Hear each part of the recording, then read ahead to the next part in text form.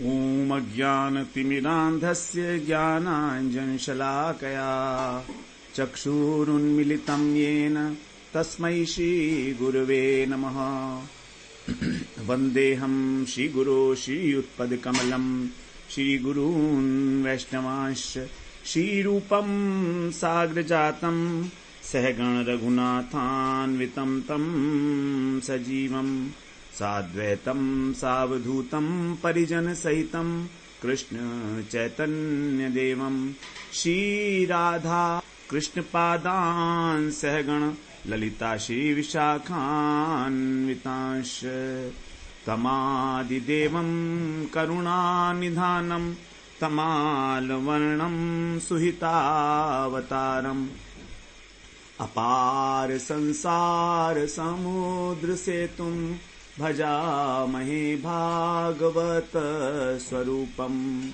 हे देव हे दैत हे भुवनैक बंधो हे कृष्ण हे चपल हे करुणैक सिंधो हे नाथ हे रमण हे नयनाभिराम हा हा कदानुभवितासि पदं दृशोर्मे।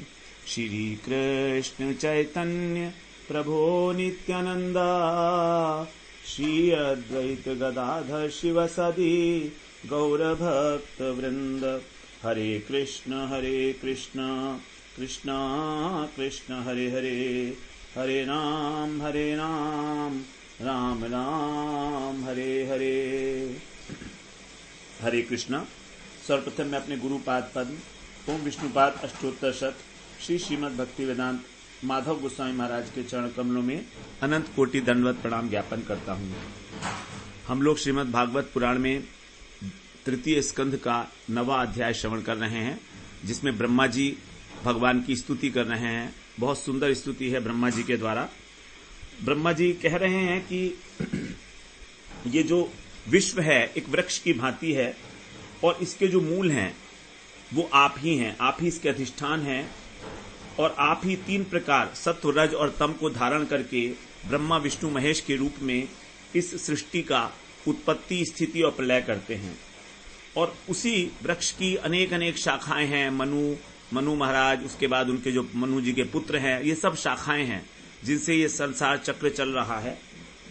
और जो लोग आपके प्रति आपका भजन नहीं करते हैं, आपके प्रति उदासीन हैं और निषिद्ध कर्म करते हैं, विपरीत कर्म करते हैं, उनको तो वास्तव में काल ही जो है उनकी आयु को जो है क्षीण कर रहा है। और वो काल भी आपका ही स्वरूप है।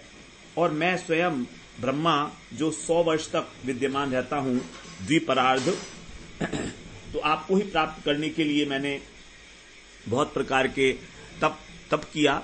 और मैं स्वयं भी सत्यलोक का मैं अधिष्ठाता हूं, तो भी मैं आपके काल स्वरूप से डरता हूं। अर्थात मेरी भी जो आयु है वो क्षीण हो जाएगी एक दिन।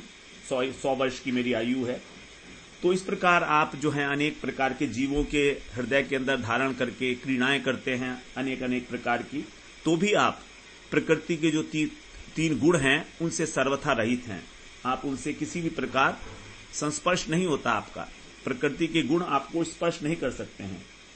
इस प्रकार से ब्रह्मा जी ने स्तुति की है भगवान की। और बाद में कहा कि मैं आपके चरणों में प्रणत हूं और आप मेरे को इस प्रकार की बुद्धि दीजिए कि मैं पूर्व कल्पों के अनुसार इस विश्व की सृष्टि करने में समर्थ हो सकूं। और साथ में मेरे अंदर किसी भी प्रकार की विषमता ना आए, कहीं मेरे अंदर अहंकार ना आ जाए, ये कि मैं करता हूं इस प्रकार का।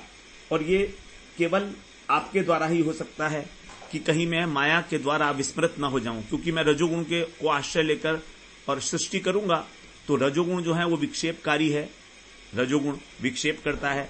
तो माया की जो विक्षेपात्मिका वृत्ति है कहीं वो मुझे अपने कंट्रोल में ना ले, मैं विस्मृत ना हो जाऊं अपने उद्देश्य से। इस प्रकार से 25 श्लोकों में बहुत सुंदर स्तुति की है।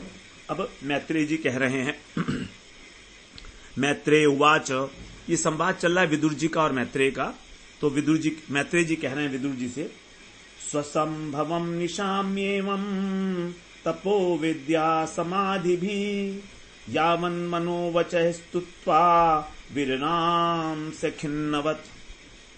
कि हे विदुर जी, स्वसंभवम, अपना जो उत्पत्ति स्थान है अर्थात भगवान, तो भगवान को वो एवं तप है, तप के द्वारा, विद्या के द्वारा और समाधि के द्वारा, निशाम्य माने देखकर, ब्रह्मा जी यावत मन है वचह, जितनी उनके अंदर शक्ति थी मन और वाणी में, उससे उन्होंने भगवान की स्तुति की। स्तुति करके वे और खिन्न से हो गए, थोड़े उदास हो गए, मौन हो गए। यहां पर खिन्न का अर्थ होगा मौन, और विरराम का मतलब है मौन। खिन्नवत का मतलब हुआ थोड़ा थके हुए थे, क्योंकि बहुत अधिक उन्होंने तप किया था, काफी हजारों वर्षों तक, इसलिए। तो यहां पर खिन्नवत का मतलब है खिन्न, थोड़े थके हुए से दिख रहे थे ब्रह्मा जी, इसलिए वो मौन हो गए। इस प्रकार स्तुति करके अपनी पूरी शक्ति उन्होंने तप में लगा दी और भगवान की स्तुति में लगाई। 27वें श्लोक में कह रहे हैं, अथाभिप्रेतमन्वीक्ष्य ब्रह्मणो मधुसूदनः विषण चेतसस्तेन कल्प व्यतिकराम्भसा। कह रहे हैं कि अथ माने इसके बाद, मधुसूदन माने भगवान मधुसूदन ने कल्प व्यतिकर, कल्प के अंत में, व्यतिकर कल्प के अंत में, अंभसा माने जल, जल में तेन विषर्ण, उनको विषादग्रस्त चित्त वाला, अनवीक्ष माने देखकर, भगवान ने देखा कि ब्रह्मा जी का चित्त जो है विषाद से ग्रस्त हो रहा है, क्योंकि उन्हें समझ नहीं आ रहा था कि वो कैसे करें, क्या करें। ब्रह्मण है अभिप्रेतम, ब्रह्मा जी का अभीष्ट उन्होंने जाना। ब्रह्मण का मतलब ब्रह्मा जी, अभिप्रेतम, उनका जो अभीष्ट है उसको उन्होंने जान लिया। अब आगे कह रहे हैं, 27 और 28 का अन्वय एक साथ ही करेंगे तो अच्छा होगा। 28वें में कह रहे हैं, लोक संस्थान विज्ञान आत्मनः परिखिद्यतः तमाहागाधया वाचा कश्मलम शमयन्निव। लोक रचना, लोक संस्थान अर्थात लोक को स्थापित करने के लिए, उसकी रचना करने के लिए, विज्ञान माने उसकी जानकारी के विषय में परिखिद्यतः, खेद प्रकट कर रहे हैं ब्रह्मा जी। ऐसे आत्मन है, ऐसे खेद प्रकट करने वाले जो ब्रह्मा जी हैं, ऐसे चित्त वाले, तम कश्मलम, जो कश्मल है ब्रह्मा जी का, कश्मल का मतलब उनका जो खिन्नता है, जो विषादग्रस्त होना है, ये कश्मल कहा है इसको। तो ब्रह्मा जी के जो खेद हो रहा है उसको शमयन इव, शांत से करते हुए, अगाध या वाचा, अपनी गंभीर वाणी से, अगाध, भगवान की वाणी कैसी अगाध है। आहा, भगवान बोले, जिसकी किसी भी प्रकार जिसको नापा ना जा सके, जैसे समुद्र होता है ना अगाध, तो जिसके विषय में कोई अनुमान भी ना कर सके, इस तरह की भगवान की वाणी है। तो कह रहे हैं कि भगवान अपनी जो है उस वाणी से, जो उनकी गंभीर वाणी थी, उस वाणी के द्वारा ब्रह्मा जी का जो कश्मल है उसको शांत करते हुए, उसको हटाते हुए, और ब्रह्मा जी से अब कह रहे हैं। आगे अब भगवान कह रहे हैं, श्री भगवान उवाच मा वेद गर्भ गास्तंद्रिम सर्ग उद्यम मावह तन्मयापादितं ह्यग्रे यन्मां प्रार्थयते भवान। भगवान बोले, मां, हे वेदगर्भ ब्रह्मा, जिनके गर्भ के अंदर वेद है, अर्थात ब्रह्मा जी को वेदों का ज्ञान स्वभावतः है, अपने आप से है। तो हे वेदगर्भ ब्रह्मा, तंद्री का मतलब शिथिलता, ये जो प्रमाद है, इसको मां गहा, इसको मत प्राप्त हो। गा माने गमन करना, मां माने नहीं। तो तुम इस प्रकार के प्रमाद को, इस प्रकार की तंद्रा को प्राप्त मत हो, ये तुम्हारे लिए शोभा नहीं करता है। तंद्रा का मतलब है आलस्य। अब कहा था ना वहां पर कि ब्रह्मा जी जो हैं वो थोड़े से थके हुए से लग रहे थे, खिन्नवत।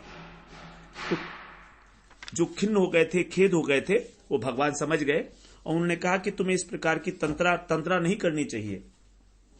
विषाद के वशीभूत होकर तुम कोई प्रकार, किसी भी प्रकार का आलस्य मत करो। और क्या करना है तुमको? सर्ग उद्यम आवह, सृष्टि करने के लिए उद्योग करो। जो आपने यत भवान, जो आप यन्माम, जो आपने भवान माने आपने मुझसे प्रार्थना कर रहे हो, तत्मया, वह मेरे द्वारा अग्रे ही, पहले ही, आपादितम, पहले ही किया जा चुका है। देखिए कितनी बड़ी बात कह रहे हैं यहां पर, कि जो तुम मुझसे कह रहे हो, प्रार्थना कर रहे हो कि मैं सृष्टि की रचना कैसे करूं, तो वो मैं पहले ही कर चुका हूं। ये जो सृष्टि की रचना है, ये मैं पहले ही कर चुका हूं। इसके विषय में तुम किसी प्रकार से भ्रमित मत हो, परेशान मत हो कि कैसे करोगे तुम। अब यही बात जो है भगवान ने अर्जुन से कही थी गीता में, कि जो तुम सोच रहे हो कि तुम्हें इन सबको मारना है, तो तुम्हें मारने की जरूरत नहीं है, तुम तो केवल निमित्त बन जाओ बस। ये तो मैं इनको पहले ही मार चुका हूं। मया एवेते निहता पूर्वमेव निमित्त मात्रम भव सव्यसाचिन, कि ये सारे के सारे जितने शूरवीर हैं मेरे द्वारा पहले से ही मारे जा चुके हैं। हे सव्यसाचिन, जो दोनों हाथों से काम करते हैं, बाएं हाथ से भी बाण चलाने का अभ्यास है उनको, अर्जुन को, इसलिए उनका नाम है सव्यसाचिन। तो आप केवल निमित्त बन जाओ, ये मत सोचो कि तुम मारोगे इनको। उसी प्रकार ब्रह्मा जी से कह रहे हैं भगवान कि तुम केवल निमित्त बन जाओ, चिंता मत करो कि ये सब कैसे होगा। मैंने इसको अग्रे माने पहले ही मैंने ये सारा काम कर दिया है। अपादितम माने हो चुका है मेरे द्वारा ये सारा कार्य, तो केवल तुमको निमित्त बनना है। अर्थात कर्तापन का भाव मत रखना अपने अंदर कि मैंने किया है, फिर अहंकार कहां से आएगा। अहंकार तो तब आता है ना जब हम कोई नई चीज बनाते हैं, लेकिन भगवान कहते हैं ये तो मैं पहले कर चुका हूं। 30वें श्लोक में कह रहे हैं, भूयस्त्वं तप आतिष्ठ विद्यांचैव मदाश्रयाम ताभ्यामंतर्हृदि ब्रह्मन् लोकान् द्रक्ष्यस्य पाव्रतान्। हे ब्रह्मा जी, तुम भूय माने दोबारा से, पुनः तप करो, और जो मेरा आश्रय है, मदाश्रयाम, मेरे जो आश्रय वाला ज्ञान है, विद्या, भागवत ज्ञान, जो भगवत ज्ञान है, परमार्थ ज्ञान है उसका, तो उसमें, उस ज्ञान में तुम आतिष्ठ माने स्थित हो जाओ। मेरे ज्ञान में, भगवत ज्ञान के अंदर, अर्थात तत्व ज्ञान के अंदर तुम स्थित हो, तत्व ज्ञान को प्राप्त करो। ताभ्याम, उन दोनों से। देखिए कितनी बड़ी बात है यहां, कैसे दोनों से। ताभ्याम माने दोनों से, किस किस से, तप से और जो मेरे आश्रित ज्ञान है अर्थात भगवत ज्ञान, तत्व ज्ञान के द्वारा। अंतः हृदय, तुम अपने हृदय के अंदर अपाव्रतान, स्पष्टतया, लोकान दृक्ष्यसी, सभी लोकों को देखोगे। जिस लोक की तुम रचना करना चाह रहे हो वह मैंने पहले ही कर दिया है।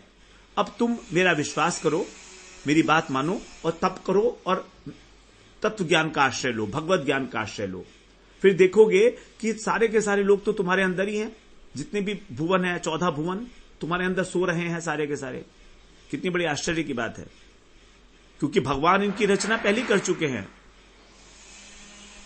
तो ब्रह्मा जी से कह रहे हैं तुमको चिंता करने की जरूरत नहीं है, और तुम किसी भी प्रकार की खिन्न मत हो, खेद मत करो, और आलस्य का त्याग करो। वास्तव में आलस्य ही हमारा सबसे बड़ा दुश्मन है। तंद्रा, जिसको भगवान ने कहा तंद्री, ये आलस्य ही हमको भजन में जो है नहीं करने देता। आलस्य के कारण ही हम संसार के वस्तुओं में उलझ जाते हैं।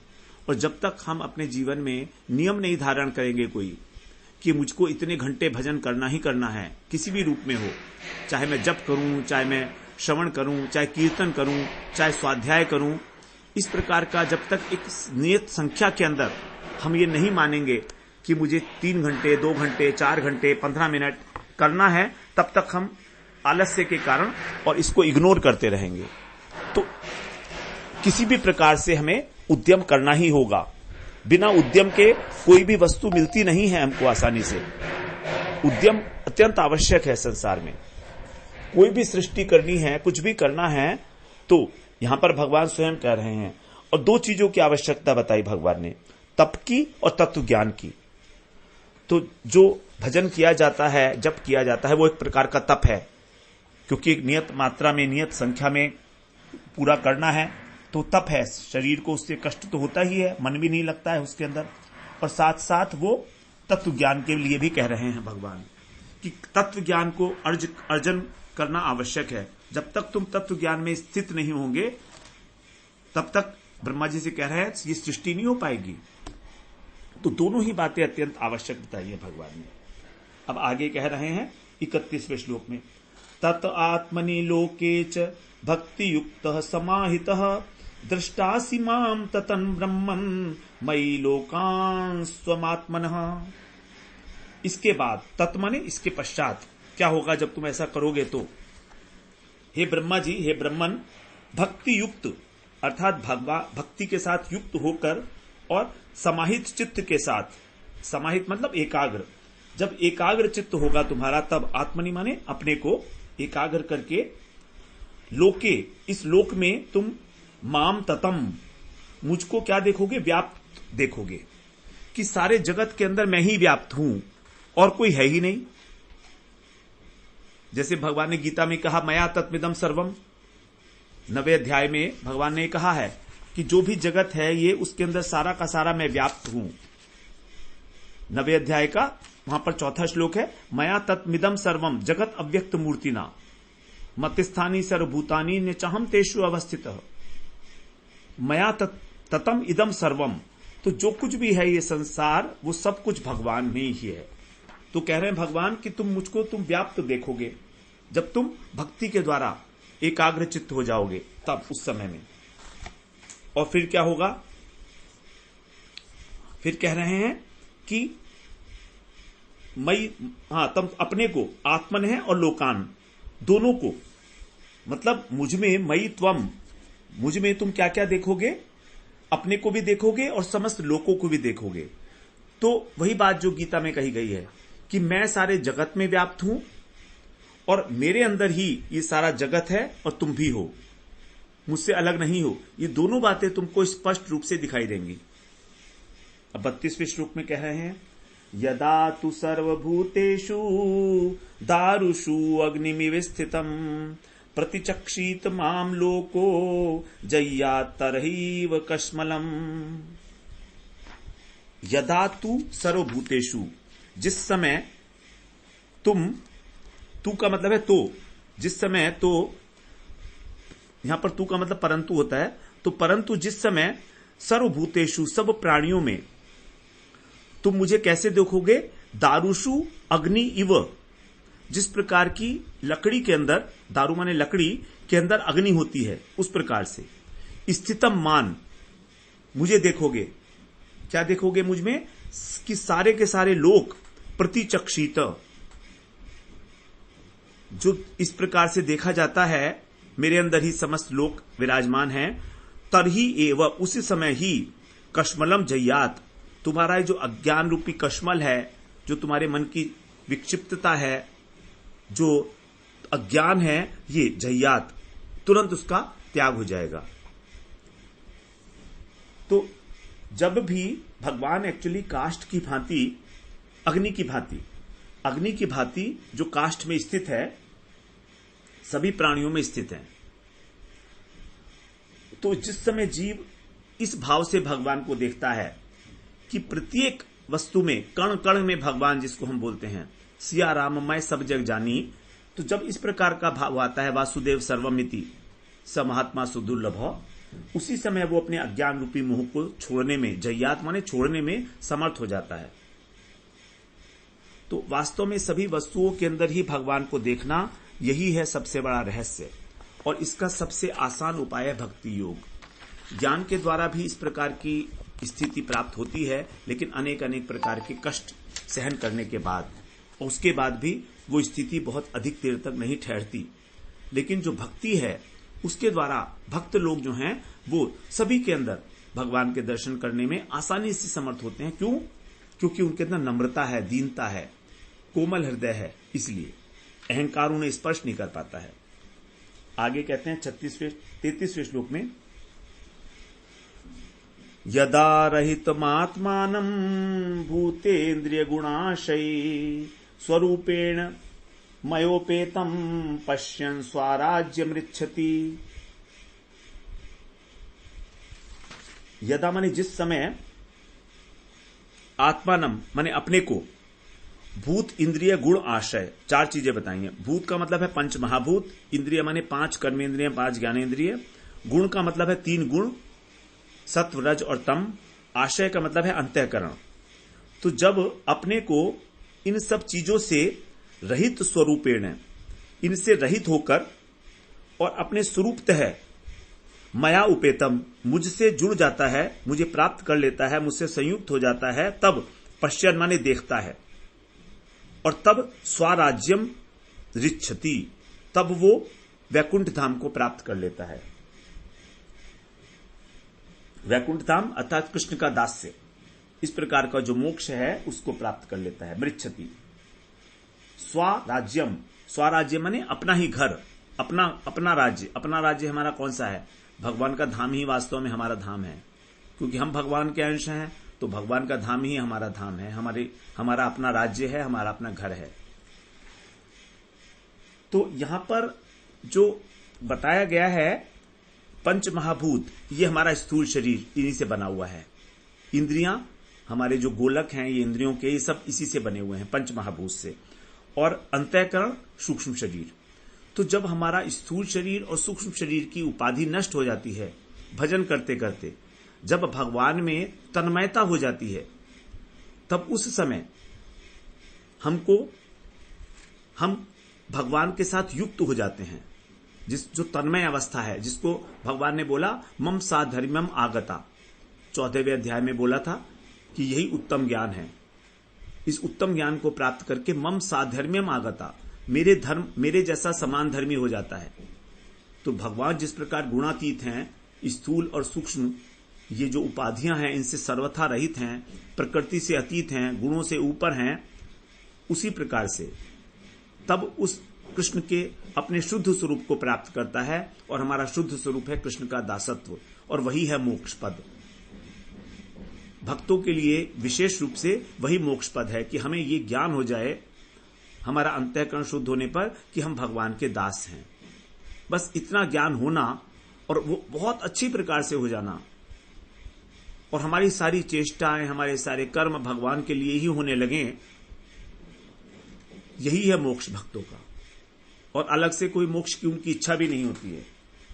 तो यही है हमारा स्वस्वरूप।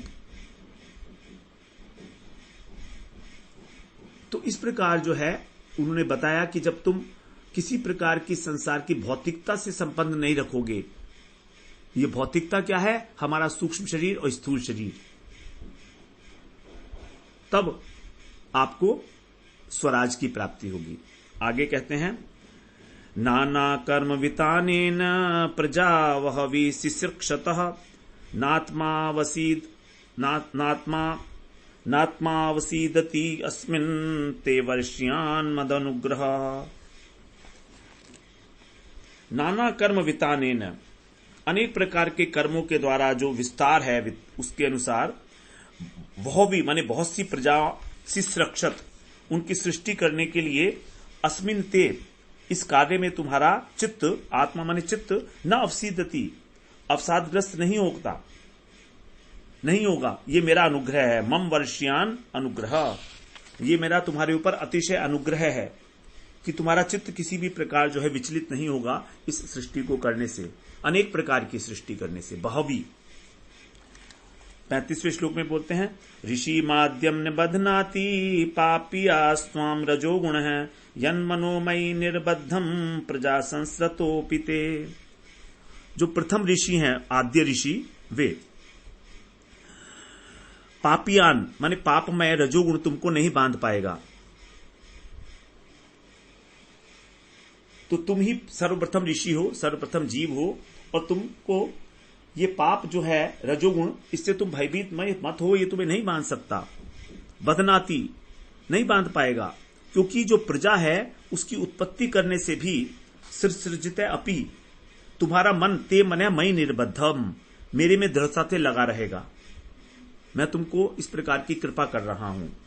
36वें श्लोक में बोलते हैं ज्ञातो हम भवता त्वद्य दुर्वेग्योपि देहिनाम यन्माम त्वम मन्यसे युक्तम भूतेन्द्रिय गुणात्म भी।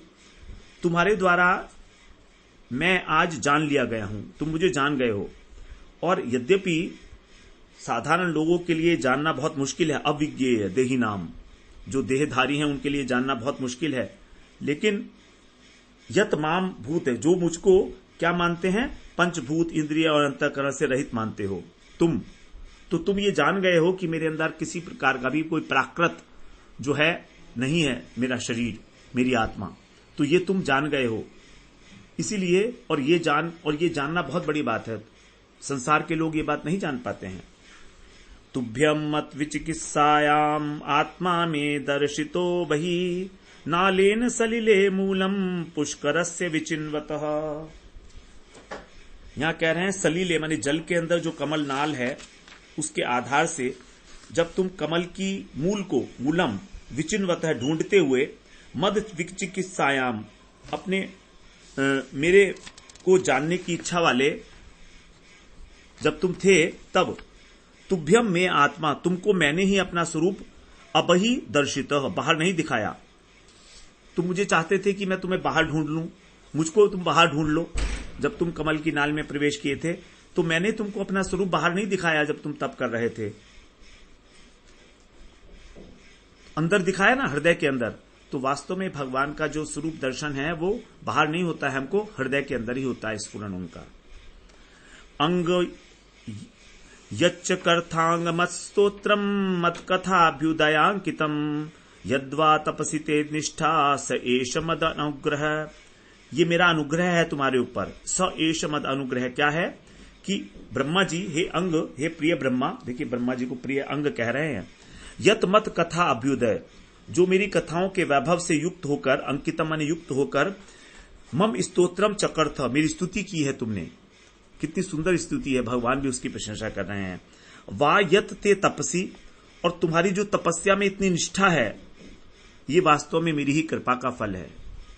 स एष मद अनुग्रह, तो तुम्हारे द्वारा स्तुति की गई, तुम्हारे द्वारा जो तप के अंदर निष्ठा है, वो सब मेरा अनुग्रह है तुम्हारे ऊपर। विशेष रूप से भगवान यहां पर कह रहे हैं कि तुम मेरे अनुग्रह के पात्र हो। किसी प्रकार का कर्तापन क्यों आएगा फिर ब्रह्मा जी में? इसीलिए आवश्यकता होती है अनुगत्य की, गुरु की।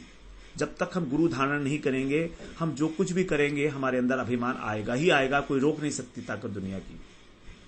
अब भगवान यहां पर कह रहे हैं कि ये सब मैंने कृपा की है तुम्हारे ऊपर। अब तुम कहो कि मैंने स्तुति की है, भगवान देखो तो कितनी अच्छी स्तुति है मेरी, तो भगवान कह रहे तुमने नहीं की, ये तो मेरी कृपा है। अच्छा, और तप के अंदर निष्ठा है, तप करा उन्होंने ब्रह्मा जी ने, तो वो भी भगवान की कृपा से ही है। तो हमारी जो भक्तजन में निष्ठा है वो भी भगवान की कृपा से ही होगी, और भगवान की कृपा गुरु कृपा की अनुगामिनी है। ये बात हमें अच्छी तरह समझ लेनी चाहिए। बिनु हरि कृपा मिले ही नहीं संता, तासु कृपा बिनु विवेक न हुई। तो जब तक हमको कृपा नहीं मिलेगी तब तक ना तो हमें विवेक होगा, और जब हमें भगवान की कृपा होगी तो संत मिलेंगे, और संत की कृपा होगी तब गुरु मिलेंगे, तब भगवान मिलेंगे। तो इस प्रकार से ये है। आगे कह रहे हैं 39 श्लोक में, प्रीतोहमस्तु भद्रम ते लोकानां विजयेच्छया यदस्त तौशिर गुणमयम निर्गुणम मानुवर्णयन। अहम प्रीतः, भगवान स्वयं कह रहे हैं अहम प्रीतः, मैं प्रसन्न हो गया हूं। ते भद्रम अस्तु, तुम्हारा कल्याण हो।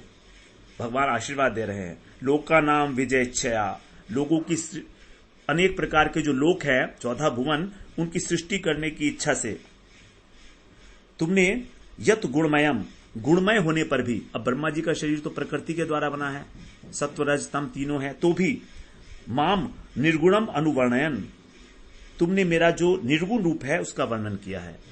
भगवान प्रकृति से परे है, गुणातीत है, तो इस प्रकार का भगवान का वर्णन किया गया है ब्रह्मा जी के द्वारा। तो भगवान कह रहे मैं तुमसे बहुत प्रसन्न हूं। प्रीतो अहम मस्तु भद्रम ते, भगवान ने आशीर्वाद दे दिया है।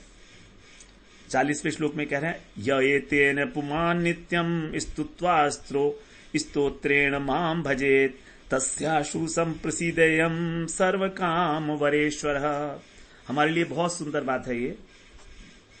जो पुरुष इस स्तोत्र के द्वारा मेरी स्तुति करके आराधना करता है, येतेन पुमान नित्यम, नित्य मेरी आराधना करता है, उस पर मैं शीघ्र ही, आशु माने शीघ्र ही, सर्व काम वर, सारी कामनाओं का वरदान देने में ईश्वर है, माने समर्थ हूं, और संप्रसिदेयम, मैं सारी कामनाओं को पूरा करने में समर्थ हूं और मैं उससे पूर्णतः प्रसन्न हो जाऊंगा।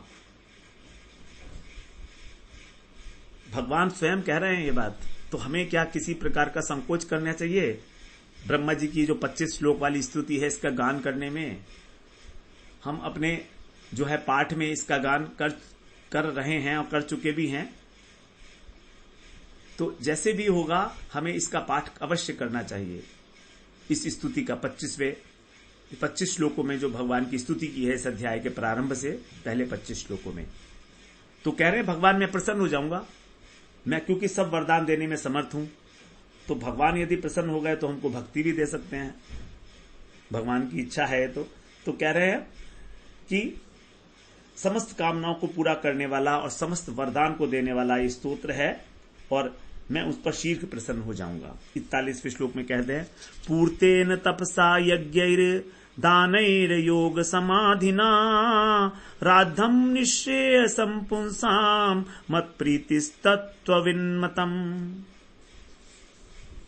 तत्वविद, जो तत्ववेत्ता लोग हैं उनका मत है, तत्ववेत्ताओं का मत है ये क्या कि पूर्त का मत होता है समाज के उपयोगी जो कार्य होते हैं, धर्मशाला बनवाना, अस्पताल बनवाना, जलाशय, कुएं, बावड़ी इत्यादि, सरोवर, ये चीजें समाज के उपयोगी जो निर्माण की वस्तुएं हैं पूर्त बोलते हैं उसको। तो पूर्त वर्ग से, पूर्त के कामों से और तपस्या से और यज्ञों से और दान से और योग की समाधि से पुंसाम राधम, जो मनुष्य है उसका परम, जो संपूर्ण, राधम का अर्थ है पूरा, निश्रेयसम परम कल्याण क्या है? मत प्रीति ही, मेरी प्रीति हो जाए। ये सब काम क्यों करते हैं लोग? धर्मशाला खुलवाना है, तप करना है, योग करना है और अष्टांग योग का पालन करके समाधि तक पहुंचना है।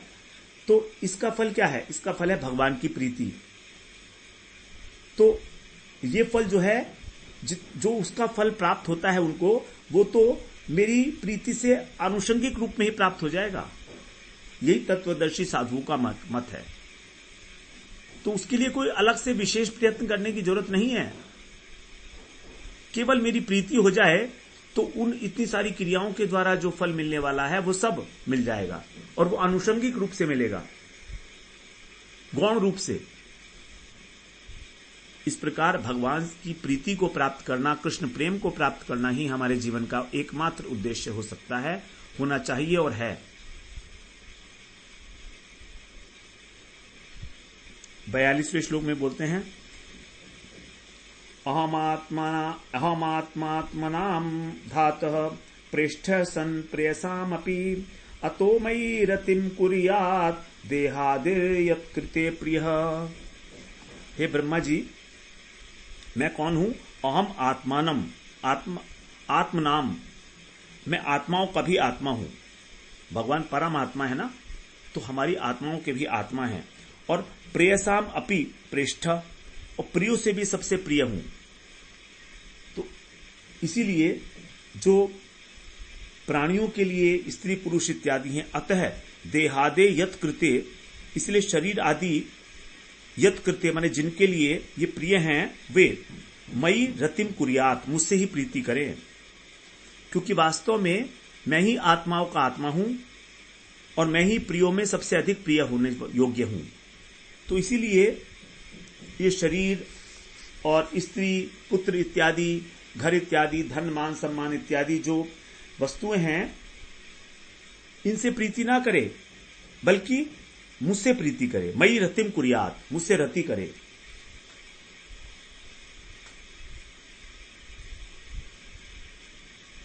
तो इसीलिए भगवान से प्रेम करना ही हमारा एकमात्र कर्तव्य है।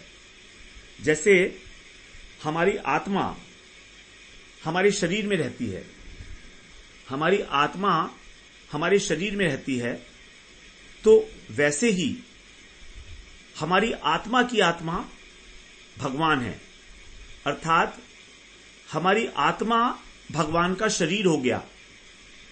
हमारे शरीर के अंदर आत्मा है, तो भगवान कह रहे हैं मैं शरीर की आपकी आत्मा तो शरीर की आत्मा हो गई। अब हमारी आत्मा के भी आत्मा कौन है? भगवान है। तो आत्मा के भी जो अंदर रहते हैं, तो हम यदि आप अपनी आत्मा को शरीर मान लें तो उस शरीर के अंदर जो रहता है वो है भगवान। इसीलिए भगवान सर्वाधिक प्रिय वस्तु हैं। एकमात्र प्रीति करने योग्य वस्तु केवल भगवान ही हैं। इस प्रकार हम अपने शरीर से प्रेम ना करके उन आत्माओं के भी आत्मा परमात्मा से प्रेम करें, यही वास्तव में हमारा कर्तव्य है। तभी कहा कुर्यात। कुर्यात का मतलब है आज्ञा, विधिलिंग। रतिम कुर्यात, मुझसे केवल प्रेम करे, अर्थात कृष्ण प्रेम की प्राप्ति के लिए प्रयास करे। 43rd श्लोक में बोलते हैं भगवान, सर्ववेदमयेनेदम आत्मना आत्मात्मयोनिना प्रजासृज यथा पूर्वम याश्च मय्यनुशेरते। यहां कह रहे हैं, हे ब्रह्मन, आत्मयोनि ब्रह्मन, मैं कौन हूं? तुम्हारा कारण हूं। सर्व वेदमयेन, सारे जो वेद हैं ये इदम आत्मना, अपने इस रूप से, यथा पूर्वम, जैसे पहले थे, और प्रजा, जैसे प्रजा थी, यहां जो कि इस समय मई अनुशेरते, मुझ में सो रही है। क्योंकि प्रजा जो है वो सबके सब भगवान के अंदर लीन है ना, सूक्ष्म शरीर सबके। तो कह रहे जो मुझको सो रही है, आत्मयोनिना, अपने को तुम एक प्रकार से जो है कारण बनाओ और आत्मा सृज, स्वयं निर्मित करो उनको। तो जितने भी ये शरीर हैं वो सब मेरे अंदर हैं ऑलरेडी विद्यमान, लेकिन तुम तत्व ज्ञान को प्राप्त करके और तप के द्वारा इस काम को दोबारा करो। तुम्हें करना है ये काम, प्रकाशित करना है तुमने वही चीज जो मेरे अंदर पहले से विद्यमान है।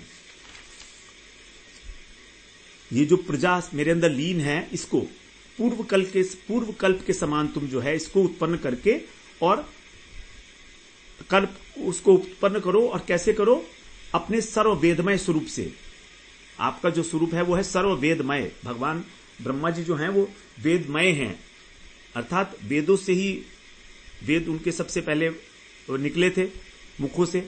तो कह रहे हैं कि आप उससे और जो है इसको रचो, दोबारा से सृष्टि करो इसकी, जो मेरे अंदर सो रही हैं। मई अनुशेरते। अब मैत्रेय जी कह रहे हैं, मैत्रेय उवाच, तस्मा एवं जगत सृष्टे प्रधान पुरुषेश्वरः व्यज्येदं स्वेन रूपेण कंजनाभस्तिरो दधे। प्रधान का मतलब है प्रकृति, और पुरुष ईश्वर है, पुरुष के स्वामी। दो चीजें है ना, प्रकृति और पुरुष।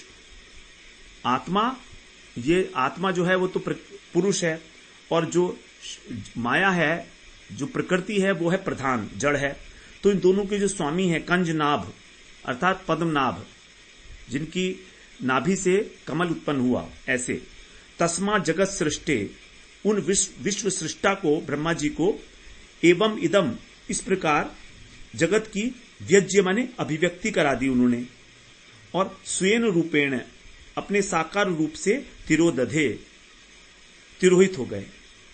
भगवान ने इस प्रकार से प्रकृति और जीव के जो ईश्वर हैं, अर्थात गर्भोदकशाही पुरुषावतार, वे जगत सृष्टा ब्रह्मा के समक्ष इस प्रकार का ज्ञान प्रकाशित करके, व्यज्य माने व्यक्त करके, और उन्होंने अपने स्वरूप को स्वेन रूपेण, जो उनका साकार रूप था, उसको तिरोदधे, तिरोहित कर लिया, तिरोहित हो गए। तो इस प्रकार 44 श्लोकों में हम लोगों ने ये अध्याय पूर्ण किया। बहुत सुंदर स्तुति है जिसकी भगवान ने भी यहाँ पर प्रशंसा की है, और उसकी फलश्रुति भी दी है, और उसको पाठ करने का फल भी दिया है कि जो कोई भी इस पाठ को करता है उससे भगवान जो है प्रीति करते हैं। तो इस प्रकार से आज हम लोग इस 9वें अध्याय से हमारा ये जो प्रकरण था, सात्विक सृष्टि प्रकरण, ये भी पूरा हो जाता है। फिर अब 10वें अध्याय से हमारा दूसरा प्रकरण आरंभ होगा। तो अगले सत्र में हम उसी के विषय में चर्चा करेंगे। वांछा कल्पतरुभ्यश्च कृपा सिंधुभ्येव च पतितानां पावनेभ्यो वैष्णवेभ्यो नमो नमः।